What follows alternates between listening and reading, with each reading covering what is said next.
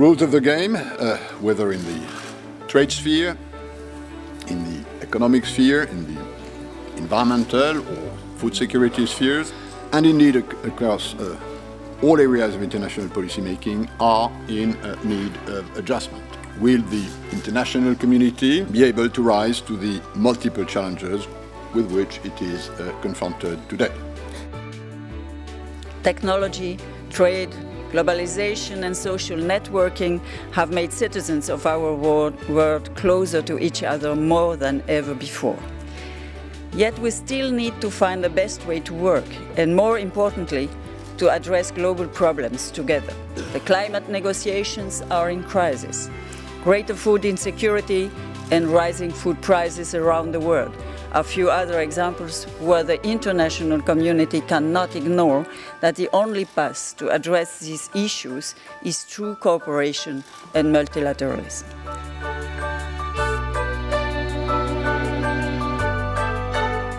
Multilateralism still plays a relevant role. But having said that, I think that indeed we have a problem because we cannot commit with new agreements, with new measures that need collective actions. These blockages are due to the lack of cope to the reality, to the new reality of the shift of power and globalization and interdependence between states. All these organizations have been created in the aftermath of the World War II and do not reflect today's realities. Multilateralism might be in a difficult situation because the easiest things that you could get universal, where you could get almost universal agreement was non-discrimination, and that's fine. But now all this easy stuff has been done, then the question is, what can we do next?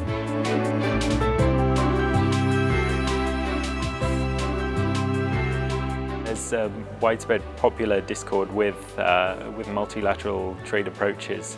However, from our perspective at Global Footprint Network, we definitely see trade as basically part of the solution, and especially within the multilateral framework. We're now in a situation where there are no kind of abundant resources that can be plundered across the world, and so everyone does need to come back to the table really to discuss how like an equitable sharing of those within the market system.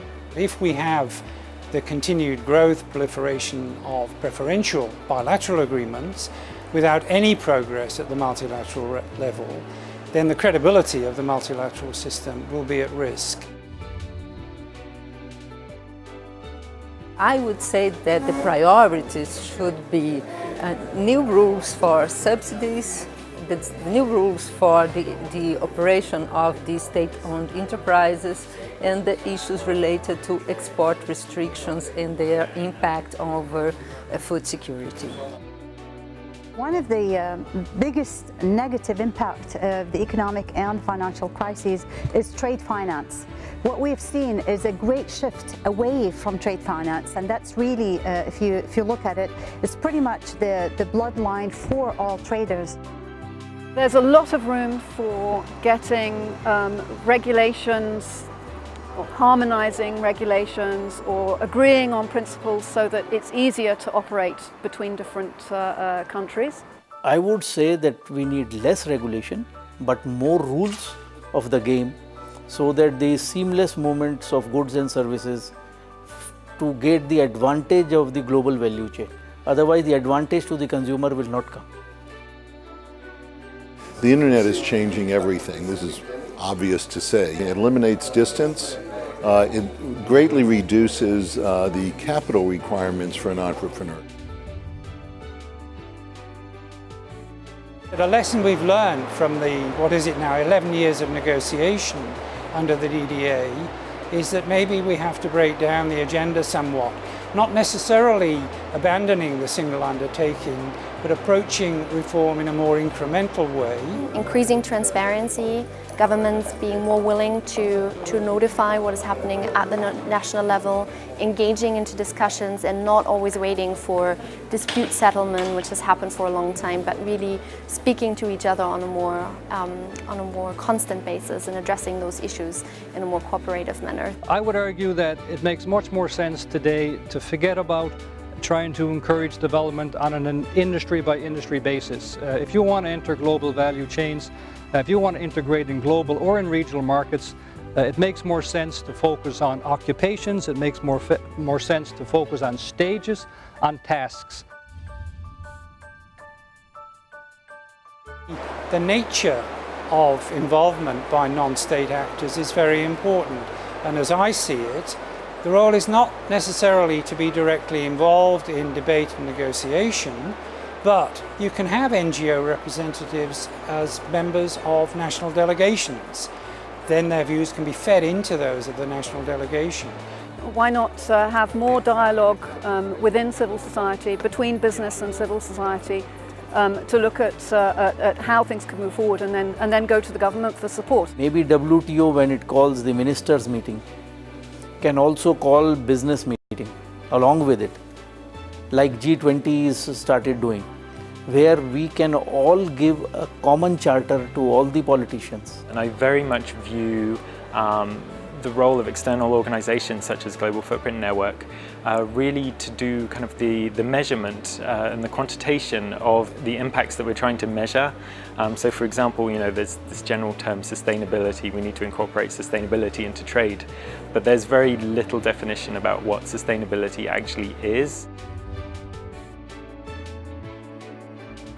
It is all about basically bringing in more awareness in people, bringing in more, educating them to actually work towards global cooperation and not just focus on their self-centered motives, but to actually look towards the common goal of global development of the society. That more emphasis needs to be placed on putting trade policy within the framework of overall domestic economic management. And to work effectively, trade liberalisation needs to be backed by sound macro policy, macroeconomic policy, sound education policies and sound labour market policy. We need a strong multilateral trading system, but we mustn't confuse the system with the ways of building and improving the system. There's a very different power environment we're looking at.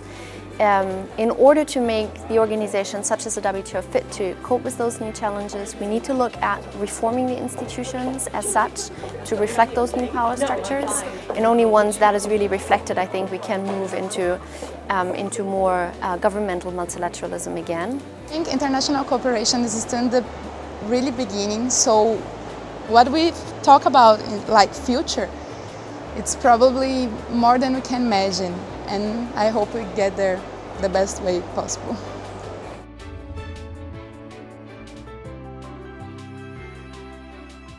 It's very good that there's a possibility during the workshop to speak with every member of the group and to discuss the issues with everybody, because during the session it's not so possible. I had participated in the Ideas Workshop on dispute settlement. The interaction with lawyers from different backgrounds and also the diversity of the subject matter were very interesting. It was a very good format, and I hope that in the future the WTO will come up with more of these events.